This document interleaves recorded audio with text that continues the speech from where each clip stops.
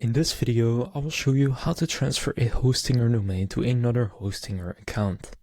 So to do this, simply go and open up Hostinger, and what you want to do from there is go to the left menu and click on the domains dropdown, and then under your domain portfolio, click on the domain you want to transfer to another account.